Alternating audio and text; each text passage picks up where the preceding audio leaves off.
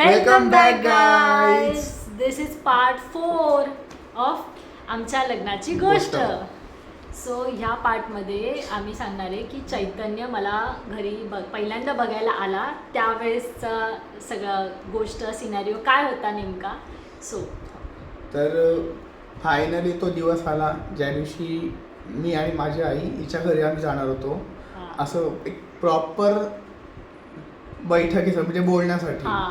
म्हणजे मी हिच्या घरच्यांना पहिल्यांदा भेटणार होतो आणि तिच्या घरचे सुद्धा मला पहिल्यांदा भेटणार होते. त्याच्यामुळे तो दिवस खूप इम्पॉर्टंट होता माझ्यासाठी.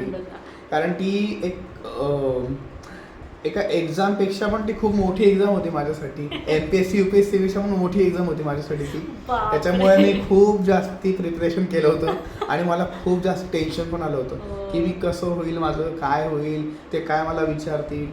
खूप जास्त टेन्शन आलं होतं. याला मी आधीपासून इतकं हे करून ठेवलं होतं प्रेशर की नाही पप्पा हो बोलल्याशिवाय मी हो बोलणार नाही. त्याला असं वाटलं की भाई हिचे पप्पा किती डेंजर असतील किंवा कसे असतील, काय विचारतील मला आणि काय होईल त्या दिवशी. हा खूप घाबरला होता. मला येताना पण लिटरली टेक्स्ट होतं की मला ना थोडंसं मी नर्वस आहे थोडासा. काय मी तुझ्या शॉपिंगची पण इथे गोष्ट सांग. कुठल्या शॉपिंगची? लग्नाला म्हणजे त्या दिवशी भेटायला यायच्या आधी तू गेला होता ना आईंसोबत शॉपिंगला. हां, आता मी आयुष्यात पहिल्यांदा कुठल्या तरी मुलीला ॲज अ लग्नासाठी मी बघायला जाणार आहे, भेटायला जाणार आहे तिच्या घरच्यांना. तर माझं काहीच प्रिपरेशन नव्हतं. सो आदल्या दिवशी आई आली होती माझ्याकडे. तर मग आई आणि मी आम्ही शॉपिंगला गेलो. चांगले कपडे घेतले, त्याच्या नवीन कपडे घेतले. मग त्याच्यानंतर दुसऱ्या दिवशी आम्ही आलो फायनलीच्या घरी.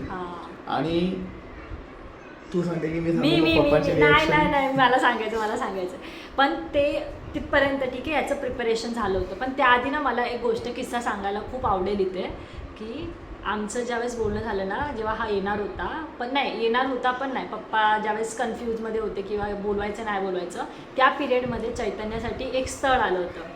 ठीक आहे. तर सेम कास्ट सेम सगळं, तर मुलगी पण चांगली होती वगैरे.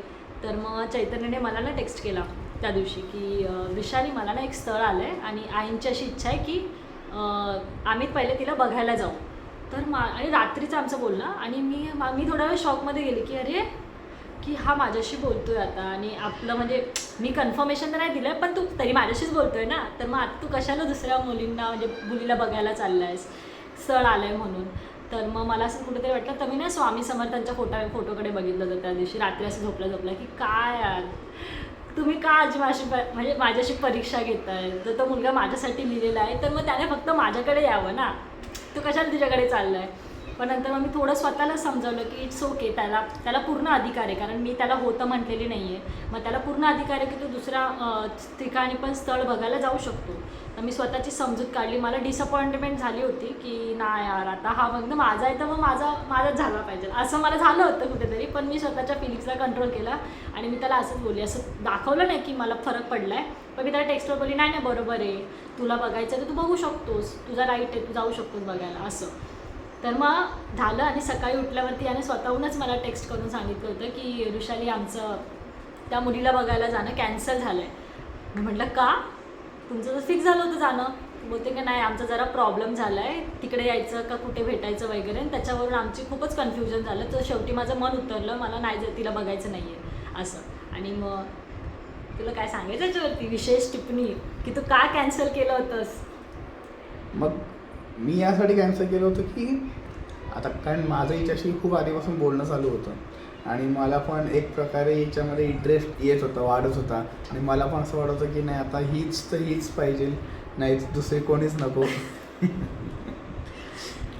म्हणून मग मी विचार केला की बाकी आता दुसरीकडे कुठं जायचंच नाही मला तर फक्त आणि फक्त हिच्याकडेच जायचं आहे बस. तिच्याच घरी जाऊन मला बोलायचं आहे की मला ही आवडते. सो मग यांनी फायनली कॅन्सल केलं आणि जेव्हा मला कळलं ना ते कॅन्सल झालं आहे ओ माय गॉड, मग माझा जो असतो ना गट्स फिलिंग अजून स्ट्रॉंग झाला की मे बी कुठेतरी देवाचं इंडिकेशन असेल की नाही हाच मुलगा तुझ्यासाठी बनला ऋषाली, घे याला तू आता. आणि ह्या सगळ्या झाल्यानंतर फायनली चैतन्य घरी येणार होता. सो आई आणि हे दोघं नर्वस होते. आईचं पण एक होतं की नर्वस आहे, मी कसं जाऊ त्यांच्यासमोर, काय बोलू तिथे गेल्यावरती. तर मी आईला कॉल करून सांगितलं होतं आई काय नाही एकदम नॉर्मली या, काही टेन्शन घेऊ नका. आणि माझ्या घरी तर उलटंच अजून चाललं होतं सगळं ड्रामा. माझे मम्मी पप्पा आजी बहीण भाऊ सगळेजण एकदम व्यवस्थित रेडी होतात. पूर्ण घर झाडायला काढलं होतं माझ्या पप्पांनी. पूर्ण म्हणजे एकदम डीप क्लिनिंग करत होते. जळमटे काय काढतात फॅनची वगैरे वगैरे. पूर्ण पप्पांचा बन्यान भरला होता. आणि मी बघते की भाई पप्पा 4 दिवसापूर्वी तुम्ही तर बोलत होता की मला इंटरेस्ट नाही त्याला एवढा बघण्यामध्ये, मी फक्त बघायला येणार आहे म्हणून बघतोय, आणि तुम्ही घर का क्लीन करतायत. पप्पा बोलले चल ठीक आहे ना, आपण आता भेटतोच तर मनापासून भेटू का म्हणून असंच वरच्यावर. आणि मग पप्पांनी मला रेडी होण्याला पण मदत केली. पप्पांनी मला त्यांची सोन्याची चैन वगैरे घातली होती. तर तो मोमेंट पण मी कॅप्चर केला आहे. जर माझ्याकडे असेल व्हिडिओ तर टाकेल. आणि ते झाल्यानंतर मग फायनली आम्ही असे, मला चैतन्याचा कॉल आला की आम्ही आलो आहे. ठीक आहे म्हटलं ओके. मग आम्ही असे सगळे बसलो आहे ठीक आहे सोफ्यावरती. माझे पप्पा माझी मम्मी. पहिले जेव्हा आलो तेव्हा पप्पांची मग तेच तर पहिले त्यांना बसू तर दे. अरे माझ्या तुम्ही सगळं सांगणार आहे. तर पप्पा असे बसले होते सोफ्यावरती, मम्मी मी उभी होती ठीक आहे. आणि ऋतिका आणि प्रेम आतमध्ये होता. सो मला ना असं खूप धगधग होत होतं. आणि चैतन्याने बेल वाजवली टिंग टांग. सगळे एकदम सतर्क अरे आले. आणि डोर ओपन केला. आणि जसा डोर ओपन केला आणि चैतन्याने घरामध्ये पहिला पाऊल टाकलं आणि पप्पा असे त्याच्याकडे बघितल्याने बघतच राहिले. म्हणजे लव ॲज ॲट फर्स्ट साईट बोलतात ना, पहिल्यांदा बघून जे प्रेम, ते मला नाही झालं पण माझ्या पप्पांना पहिले झालं होतं चैतन्यावरती. पप्पा खुश झाले डायरेक्ट त्याला बघताच. आणि आला चैतन्याने स्माईल वगैरे केली, बसला आणि एकदम असं पद्धतशीर बसलं, असं हलत नाही डुलत नाही, एकदम स्ट्रेट. हां आणि मान पण एकदम असं नाजूक हलवतोय. एकदम टिपिकल फॉर्मल इंटरव्ह्यूसाठी आल्या असं फील होत होतं. नंतर मग मी पाणी वगैरे घेऊन आली. ती माझी खूप इच्छा होती विवाह मुमेंटसारखी, पाणी वगैरे घेऊन जाणं, सगळ्यांना देणं वगैरे. आणि बसले मी तिकडे, मला काय मी बसून घेतलं. मग पप्पांनी त्याला 2-4 प्रश्न विचारले होते. सांग तू प्रश्न. त्यांनी मला असं विचारलं की काय करतो, शिक्षण किती झालंय. शिक्षण तर त्यांना लग्नाच्या 2 महिन्यानंतर त्यांनी मला विचारलं की मुलगा करतो का, शिक्षण किती झालंय मुलाचं. म्हणजे आता आम्ही अधिक मासला गेलो होतो ना, तेव्हा पप्पांनी त्याला विचारलं तू किती शिकलाय. त्यावेळेस त्यांनी विचारलंच नव्हतं. तर त्यांनी मला विचारलं की बाबा काय करतोस, जॉब काय आहे तुझा, कसा जॉब आहे, काम काय असतं, हे ते असं ड्युटी वगैरे कशी असते. बस. आणि गावाबद्दल बोलणं झालं आपलं. आमचं आम्ही एका साईडने तर म्हणजे खानदेशी. तर त्यांनी तिकडचं विचारलं की बाबा कुठे म्हणजे घर कुठे तुमचं. आणि माझ्या घराबद्दल पण विचारलं, जवारच्या घराबद्दल पण विचारलं, आई काय करते, आणि आईशी पण ते बोलले वगैरे.